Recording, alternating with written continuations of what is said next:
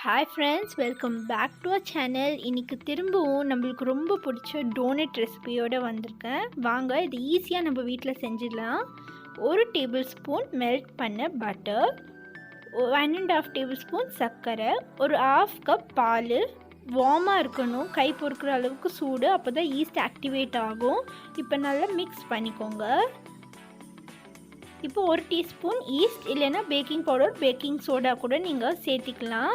Writings கொடுத்துருக்கேன் எவ்வளோ அளவுன்னு. இப்போ இதை லைட்டாக மிக்ஸ் பண்ணிவிட்டு சைடில் வச்சுடுங்க.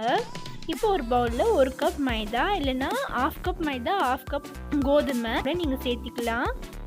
இப்போ வந்துட்டு ஒரு சிட்டிகை உப்பு, இதை நல்லா மிக்ஸ் பண்ணிவிட்டு, இப்போ ஈஸ்ட் ஆக்டிவேட் ஆகிருந்தால் உங்களுக்கு இந்த மாதிரி நுரையா இருக்கும், அப்போ தான் ஆக்டிவேட் ஆயிடுச்சுன்னு அர்த்தம். இப்போ இதை சேர்த்திக்கோங்க.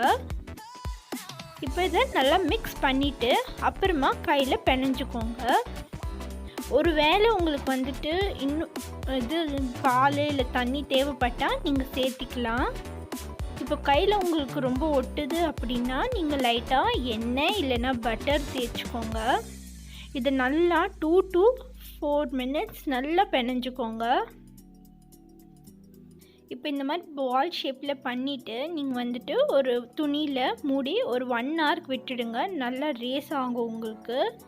இப்போ வந்துட்டு திரும்பவும் ஒரு 5 minutes அப்படி நல்லா பிணைஞ்சிக்கோங்க.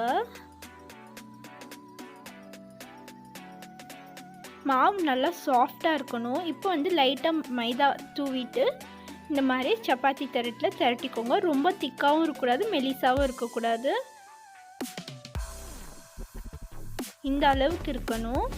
இப்போ ஒரு ரவுண்ட் ஷேப், உங்கள்கிட்ட டிஃபன் எதுனா ஒரு கேப் இருந்துச்சுன்னா அதில் நீங்கள் வந்துட்டு இந்த மாதிரி டோனட் ஷேப்பில் பண்ணிக்கோங்க. இல்லைன்னா நீங்கள் வந்துட்டு டோனட் கட்டர் கூட இருக்கும், அதில் கூட கட் பண்ணிக்கோங்க. இப்போ திரும்பவும் எல்லாத்தையும் பீஸ் போட்டுட்டு நீங்கள் ஒரு 1/2 hour அப்படி ஒரு துணியில் மூடி வச்சுருங்க. அப்போ இன்னும் கொஞ்சம் ஒரு ரேஸ் ஆகும். நீங்கள் இந்த டோனட் ஹோலை கூட நீங்கள் வந்துட்டு ஃப்ரை பண்ணிக்கலாம். இப்போ வந்துட்டு மீடியம் ஹீட்டில் இருக்க ஆயிலில் ஃப்ரை பண்ணிக்கோங்க. ஃப்ரை பண்ணுறது ரொம்ப முக்கியம். இந்த கலரில் எடுங்க. இப்போ சாக்லேட் கனாச்சுக்கு வந்துட்டு தேவையான அளவு சுகர், ஐசிங் சுகரும் கொக்கோ பவுடர், கொஞ்சமாக பால் ஊற்றி மிக்ஸ் பண்ணிக்கோங்க. இல்லையா டைரி மில்க் சாக்லேட் கூட யூஸ் பண்ணிக்கோங்க. இந்த அளவு, இந்த கன்சிஸ்டன்சியில் இருக்கணும், ரொம்ப லிக்விடாக இருக்கக்கூடாது. இப்போ டோனட்டை அதில் டிப் பண்ணிவிட்டு கொஞ்ச நேரம் வச்சிங்கன்னா அதுவே செட் ஆகிடும்.